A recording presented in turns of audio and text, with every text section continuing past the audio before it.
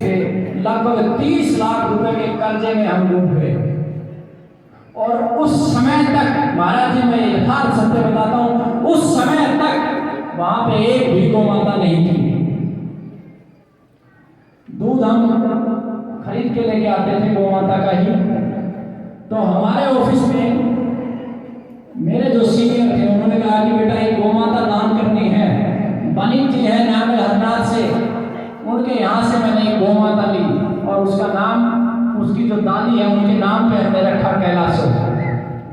और जिस दिन से वो गौ माता आई उस गुरुकुल में, मेरी ये स्थिति रहती थी कि मैं सो नहीं पाता था। हर वक्त की पैसा कैसे चुकाना है, हर महीने 2-2 लाख रुपए का खर्च मैं कैसे मैनेज करूं। और इतनी विषम परिस्थितियां, मेरे पास समय का अभाव है कि मेरी आंखों से आंसू निकलता नहीं था और शरीर का कोई अंग ऐसा बचा नहीं था जो भीगा ना हो। हमने एक कार्यक्रम रखा, महाराज जी की कुछ कर्ज उतरे और वहां के जो नेता थे उनको बुलाया। बहुत सारे नकारात्मक ऊर्जाएं थी और महाराज जी भी उस कार्यक्रम के साक्षी थे। हमने जैसे अपनी बात रखी और एक ही गौ माता उस समय तक थी, वो आज भी मेरे पास है। और जब उन्होंने बोलने लगे नेताजी, तो नेताजी को लेके आने का सिर्फ एकमात्र ये उद्देश्य था, किसी तरीके से उस कर्जे से मुक्ति मिले और जो ये नकारात्मक ऊर्जा है इससे एक छुटकारा मिले। और वो बोलते गए, लेकिन उनके मुख से जो हम चाहते थे वो निकल नहीं रहा था। और वहीं पे एक जाति का पौधा था, उसके नीचे गौ माता बंधी हुई थी। मैं वहां से उठ के गया धीमे से और मैं उस माँ के पास गया और मैंने उस पर हाथ जैसे ही फेरा तो उस नेता ने बोला कि 21 लाख रुपए मैं दूंगा, ये 2 लाख रुपए ये देगा, 2 लाख रुपए ये देगा। और जैसे जैसे करके वो समस्या का हल निकला। मेरे पास समय संक्षिप्त है। ये शक्ति है गौ माता की। आप कल्पना करो कि आपके परिवार में 3 सदस्य हों और तीनों के तीनों मौत की कगार पे खड़े हो। ये नहीं पता कि अगले क्षण उनकी मृत्यु हो जाएगी और आपके मन में एक क्षण भी चिंता का भाव ना आए कि मेरे परिवार को क्या होगा। ये शक्ति है गौ माता की, ये मन की शक्ति हमें गौ माता देती है। तो जो रिश्तों का अभाव है, जो सुख का अभाव है, अगर आपके घर में एक गौ माता आ गई, सिर्फ एक गौ माता, आप धीमे धीमे से महसूस करोगे कि आपके बच्चे आपको प्रेम करने लगेंगे। आपके बच्चे उस गौ माता का दूध जब पिएंगे तो आज्ञाकारी बन जाएंगे। आपके बच्चे बुद्धिमान बन जाएंगे और आपके बच्चे महाराणा प्रताप, भाई राजीव दीक्षित जी, नेताजी सुभाष चंद्र बोस ऐसे महापुरुष तैयार होंगे जब वो गौ माता आपके घर में आएगी। आज हम अगर ये भूल गए हैं कि मन का सुख क्या है, तो उसका मूल कारण ये है कि हम हमारी गौ माता से दूर हो गए हैं। हर घर में आज भैंस और जर्सी का दूध, मैं जब पूछता हूं किसी से कि आप भैंस क्यों रखते हो, तो वे लोग बोलते हैं कि इसमें घी ज्यादा निकलता है। फिर मैंने कहा घी उसका क्या करते हो, वो खाते हैं और बिक्री करते हैं। लेकिन मैं आपको एक छोटा सा उदाहरण में आपको लेके जाता हूं। 1 किलो गौ माता का घी अर्जुन की छाल के साथ अगर सही से प्रयोग करके बनाया जाए तो वो घी 5 लाख रुपए का जो स्टंट डलता है 95% तक की ब्लॉकेज को खत्म कर सकता है। क्या भैंस का घी आप बेच सकते हो 5 लाख रुपए में? गौ माता ये कर सकती है। हमारा जो मस्तिष्क है वो गलत दिशा में बढ़ गया है और जिसकी वजह से सुखों का अभाव है। उसका क्या कारण है? उसका कारण भी गौ माता नहीं होना। पहले घरों में सभी लोग एक साथ बैठते थे, बात करते थे, एक दूसरे का दुख बांटते थे, सुख की चर्चा होती थी। आज वो समाप्त हो गया। क्यों? क्योंकि हमारे घर में गौ माता न होने की वजह से हमारी बुद्धि काम नहीं कर रही, इसीलिए सब हो रहा है। तो जब आप गौ माता ले आएंगे तो आपके घर में मन के सुख ही सुख होंगे और पूर्ण रूप से आप संपन्न होंगे।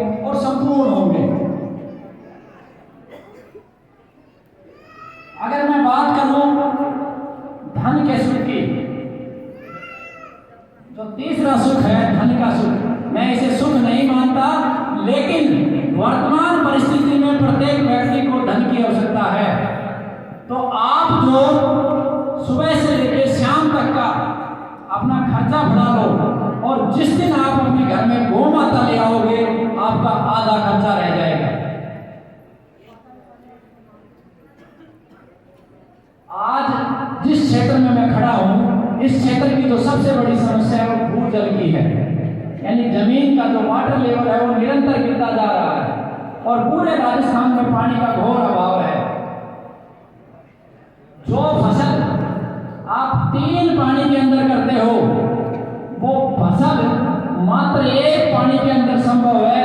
अगर आपके घर में गोमाता है, और मैं खाद बनाने की विधि फिर कभी आपको विस्तार से बताऊंगा, उस खाद को आप निरंतर 3 वर्ष अगर प्रयोग करोगे तो जो फसल आप 3 पानी के अंदर ले रहे हो वो फसल 1 पानी में मिलेगी। आपका धन बचेगा नहीं बचेगा। आज यूरिया, डीएपी और केमिकल्स के लिए आप लाइन में लग रहे हो, पैसा भी खर्च कर रहे हो। अगर आपके घर में वो गोमाता होगी तो आपको जहर रूपी जो यूरिया, डीएपी और केमिकल डालना पड़ रहा है वो तो धर्म के विरुद्ध है। जो धर्म नहीं है, धर्म में पाप है, उस पाप से आपको मुक्ति मिलेगी। और जो पैसा आपका यूरिया, डीएपी और केमिकल्स के रूप में लग रहा है वो पैसा आपका बचेगा। तो ये धन का सुख इससे मिलेगा। और जो लगभग मेरा जो अध्ययन है, लगभग प्रत्येक परिवार का 30% पैसा बीमारियों के रूप में जाता है। जिस दिन आप गौ माता घर में लेके आएंगे उसी दिन आपका वो 30% जो लागत है वो धीरे धीरे धीरे कम हो जाएगी। एक माता पिता अपनी संतान को पढ़ाता है, सिखाता है, संस्कार देता है, और अंतिम समय पे उसका माता पिता का जो सबसे बड़ा सुख होता है वो संतान का आपस में प्रेम है। आप खुद से कल्पना करो, 70-80 वर्ष पहले जब भारत के प्रत्येक घर में गौ माताएं होती थी तो संयुक्त परिवार होते थे। क्या होते थे? संयुक्त परिवार होते थे। ताऊ, चाचा सब साथ रहते थे, और माता पिता के अंतिम संस्कार तक उसकी सभी संतान एक मुट्ठी बन के रहती थी। रहती थी नहीं रहती थी? और आप सभी माताएं बहनें बैठी हैं यहाँ पे, आप खुद कल्पना करो क्या माँ बाप को इससे बड़ा कोई सुख मिल सकता है? उसकी सारी संतानें प्रेम से रहें। मिल सकता है? नहीं मिल सकता। तो जब आपके घर में गौ माता आ जाएगी तो आज के जो झगड़े हैं, 50% जो केस कोर्टों में खड़े हैं, भाई भाई का जमीन का झगड़ा, भाई भाई का जो झगड़ा है, पड़ोसियों के साथ जो झगड़े हैं, और उस कोर्टों के चक्कर लगा लगा के आपका जो पैसा नष्ट हो रहा है वो पैसा बच जाएगा। बचेगा नहीं बचेगा? मिलेगा आपको धन का सुख? आपका धन बचेगा नहीं बचेगा? गौ माता के माध्यम से बचेगा। आज जिस स्थान पर, जिस पवित्र भूमि में हम खड़े हैं, उन महाराज जी का जो एक सीधा सा संदेश था, और वो पूरी सृष्टि के लिए एक संदेश था, गौ माता और प्रकृति मां। आप ठीक आज से 15 वर्ष के बाद अगर आज हम नहीं जागे, मैं आपको एक बात कह के जाता हूं, अगर आज हम नहीं जागे तो ठीक 15 से 20 वर्षों के बाद आप देखोगे कि भारत में एक भी घर मुझे दिखा देना जिसमें कैंसर का रोगी ना हो। एक भी घर। इसकी पूरी तैयारी पूंजीपतियों ने कर ली है। अगर आपके घर में गौ माता रहेगी तो मैं ये दावे के साथ आपको कहता हूं कि आपका घर वो सौभाग्यशाली घर होगा जिसमें कैंसर का रोगी नहीं होगा। क्योंकि एक कैंसर का रोगी 30 लाख रुपए का बजट आज खर्च करवा देता है, तो वो जो 30 लाख रुपए आपके बचेंगे तो आपको धन का सुख मिलेगा या नहीं मिलेगा?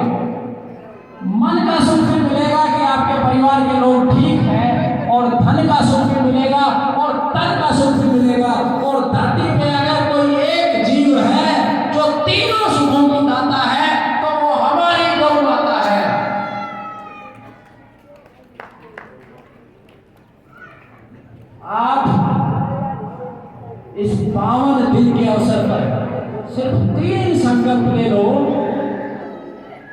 गौ माता को बचाने का, बीज को बचाने का और ज्ञान को फैलाने का, तो निश्चित रूप से जो विकट परिस्थितियां आनी है अगले 6-7 वर्षों में, जो तैयारियां चल रही हैं, अभी जो आपको टीके का दौर चल रहा है कि एक टीका आपको लगाया, दूसरा लगाया, अब तीसरे की तैयारी होगी, फिर चौथे की तैयारी होगी, बूस्टर डोज लगेंगे और उसके बाद आपको एक चिप लग जाएगी जो ये पूरे आपके मस्तिष्क को कंट्रोल करेगी। और उसके बाद धीरे धीरे आप देखोगे कि आज जो हम सोच पा रहे हैं, निर्णय ले पा रहे हैं, सही गलत का आकलन कर पा रहे हैं, वो क्षमता मनुष्य की समाप्त हो जाएगी। मनुष्य को मात्र रोबोट की तरह इस्तेमाल करने का पूरा षड्यंत्र चल रहा है। और अगर इस षड्यंत्र से बाहर कोई निकाल सकता है इस पूरी प्रकृति में, तो वो गौ माता है। मैं आपके सामने खड़ा हूं, पूरे कोरोना काल में लगभग 300 से 400 लोगों को हर रविवार को और भारत के पूरे प्रदेशों से और बीमार लोगों के साथ इसी प्रकार से बिना किसी मास्क के रहता था। कभी कुछ नहीं हुआ, सिर्फ और सिर्फ गौ माता की शक्ति से। और हजारों जिन लोगों को कोरोना हुआ था बिना किसी दवा से, केवल गौमूत्र और तुलसी के पत्तों से ठीक किया। ये शक्ति है गौ माता की।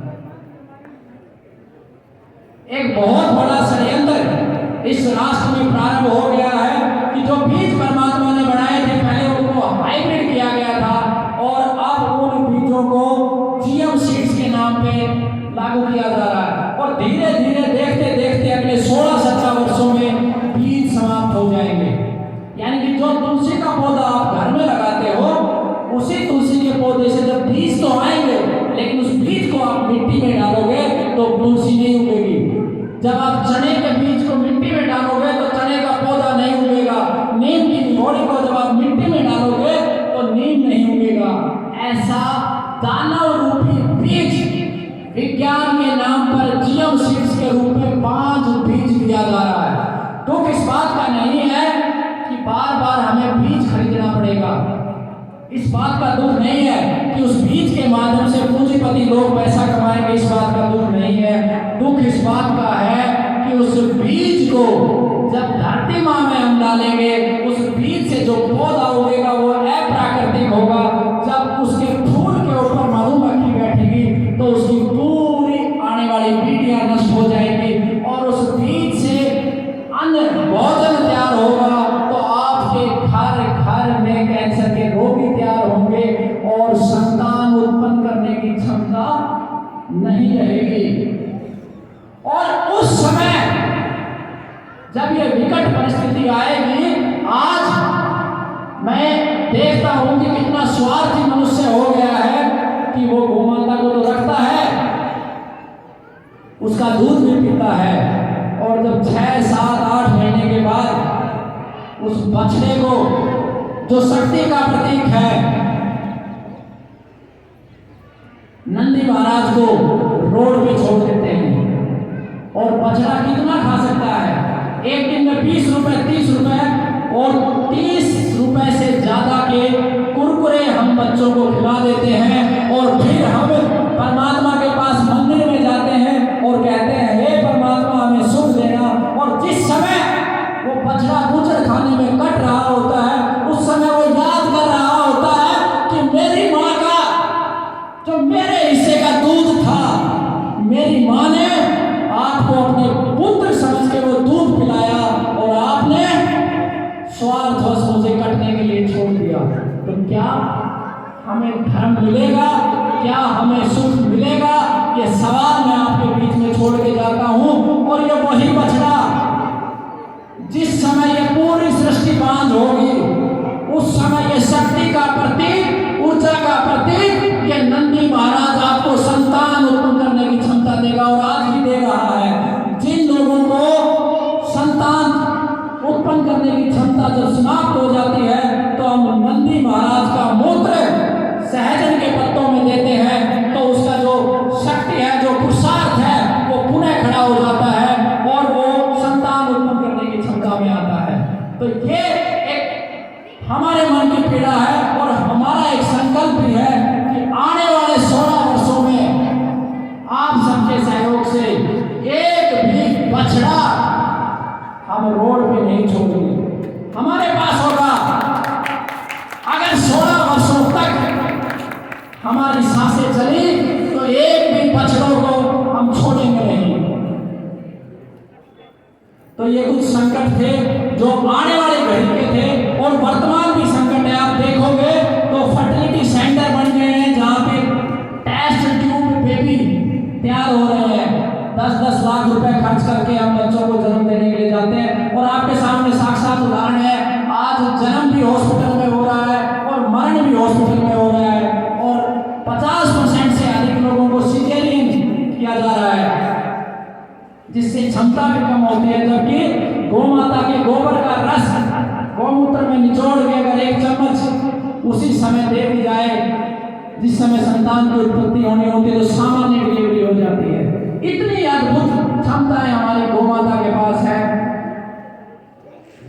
तो मैं आप सबसे एक विनम्र निवेदन करता हूं कि इस सृष्टि की जितने भी समस्याएं हैं उन सब का समाधान सिर्फ गौ माता के पास है। और 3 चीजें महत्वपूर्ण है: बीज, शक्ति और ज्ञान। अगर आपके पास बीज है और शक्ति भी है लेकिन ज्ञान नहीं है तो ठीक इन दुष्टों की तरह आप विनाश कर दोगे। जो आज के वैज्ञानिकों ने किया, कभी सीमन बना देते हैं, कभी बीज को हाइब्रिड कर देते हैं, कभी जीएम सीड बना देते हैं।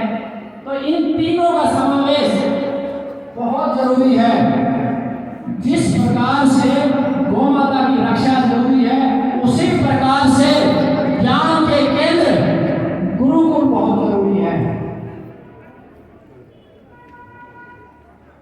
परम पूजनीय ब्रह्म स्वरूप महाराज जी के चरणों में और आप सभी क्षेत्र से जो एकत्रित हुए हैं उन सबसे मैं हाथ जोड़ के निवेदन पूर्वक एक दक्षिणा चाहता हूं। मैं इस संकल्प के साथ निकला हूं कि भारत के प्रत्येक जिले में गुरुकुल की स्थापना हो और गुरुकुल से पहले गाय आए, क्योंकि जो मैंने पहली गलती की, मेरे पहले गुरुकुल में गाय बाद में आई तो मुझे संघर्ष करना पड़ा। तो मैंने ये निर्णय लिया कि पहले गौ माता आएगी और फिर गुरुकुल आएगा। और सौभाग्य से परम पूजनीय श्री जगन स्वरूप जी की एक तपोसली में शुद्ध हरियाणा नस्ल की बहुत सारी गौ माताएं हैं। महाराज जी के आशीर्वाद से और आप सबकी शक्ति और ऊर्जा प्रेम से मैं एक दक्षिणा के रूप में आज आपसे एक गुरुकुल का निवेदन करना चाहता हूं। अगर आप साथ हो तो यहाँ पे एक भव्य गुरुकुल का निर्माण किया जा सकता है। और मैं आपको एक वचन देके जाता हूँ, उस गुरुकुल में जो भी बच्चा पढ़ेगा वो स्कूल में पढ़ने वाले बच्चे से हर तरीके से ज्यादा मजबूत होगा। तन से भी मजबूत होगा, मन से भी मजबूत होगा और धन से भी मजबूत होगा। उसका एक उदाहरण हमने बाबा जयराम दास जी के पावन सदली पे बाबा जयराम दास जी ज्ञान भूमि राजीव विकसित गुरुकुल में प्रस्तुत किया है। मात्र 2 वर्षों में भारत का वो पहला स्वावलंबी गुरुकुल है। अपने महीने के 3-3.5 लाख रुपए खर्च बच्चे अपनी मेहनत से तैयार करते हैं। तो मैं ये निवेदन आप सबसे महाराज जी से पावन चरणों में करता हूँ कि यहाँ पर भी, क्योंकि महाराज जी आप हो यहाँ पे, लेकिन अगर हमने हमारे बच्चों को ज्ञान नहीं दिया तो इस गौ माता को बचाएगा कौन, इस प्रकृति माँ को बचाएगा कौन।